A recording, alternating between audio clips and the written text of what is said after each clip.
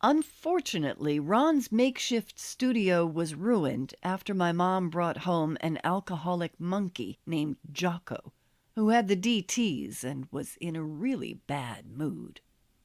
That's not a euphemism.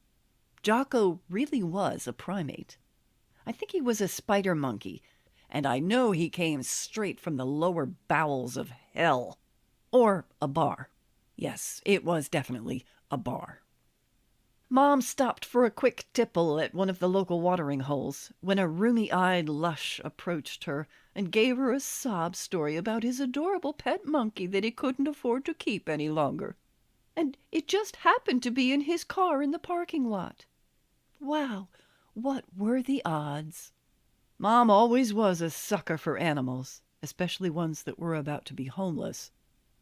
I'm assuming Jocko was mellow and comfortably numb on whatever his former owner had been slipping to him, because Mom got him home without incident.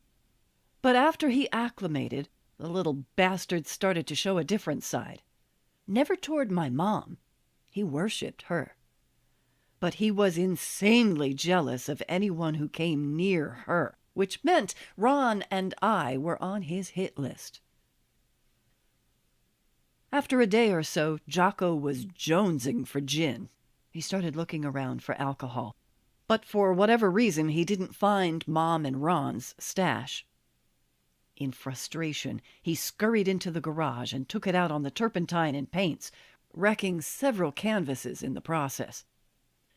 The Huns had nothing on Jocko. Eventually, he settled down. But he never was a nice monkey. Jocko hissed at the neighbors and bit one of my friends on the back of her knee as she was running away in vain. Thankfully, it wasn't a very litigious society then. Though most of the time Jocko would quietly seethe and glare at me with beady eyes, on occasion he would groom me. In the wild, grooming is a social and bonding pastime in which friendly primates pick through each other's fur and eat any treasures they might find. Though I didn't have lice, thank goodness, Jocko still sorted through my strands in hope.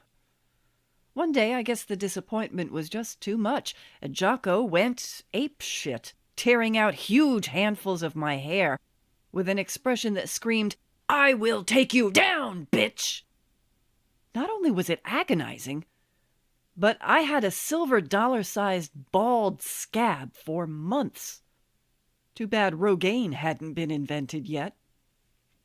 That was it for Jocko. You hurt Nancy's kid, and you're history.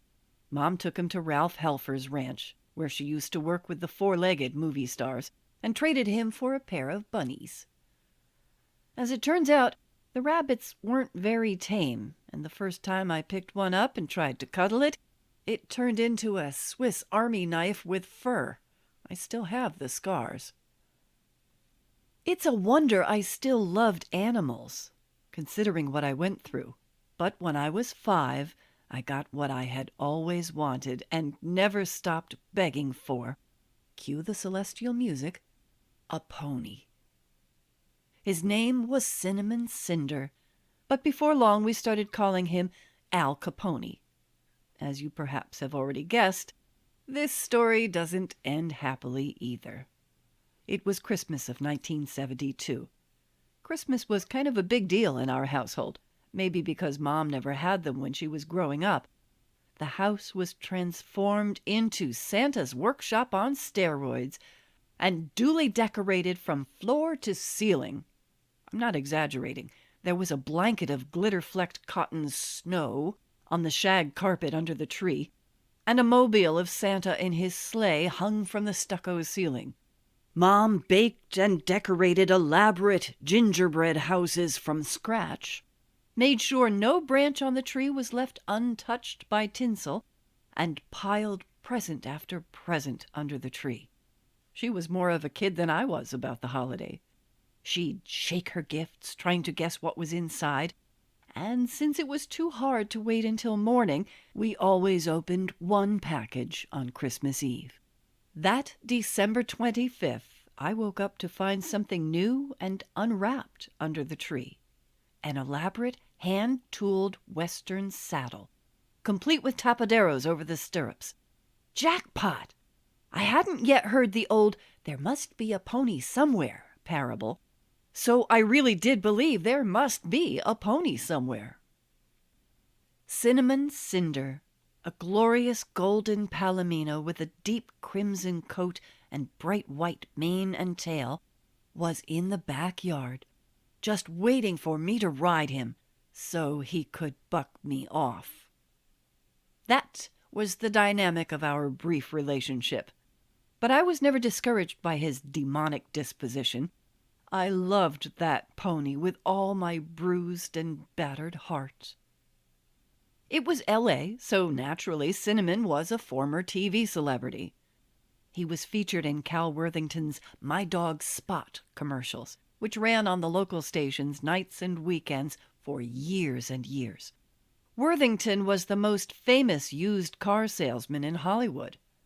And that's saying something.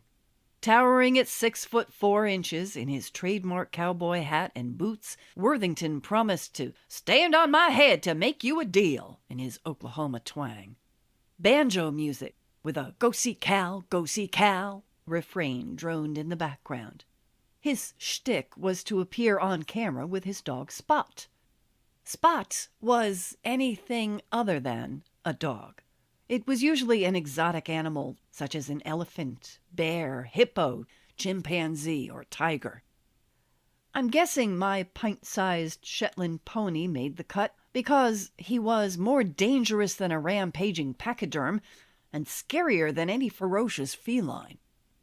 We didn't live in the house in Tarzana for very long, but it was an action-packed stint. Like that time my mom almost turned her bedroom into a burn ward when she fell asleep with a lit cigarette in her hand. The comforter caught fire, but she was in dreamland and didn't notice the smell of flammable fabric. Luckily, our rather snotty Abyssinian cat, Daisy, had a stronger sense of self-preservation. She meowed and batted at Mom's face until she woke up and doused the flames. This wasn't the first fire that came too close for comfort, and it wouldn't be the last.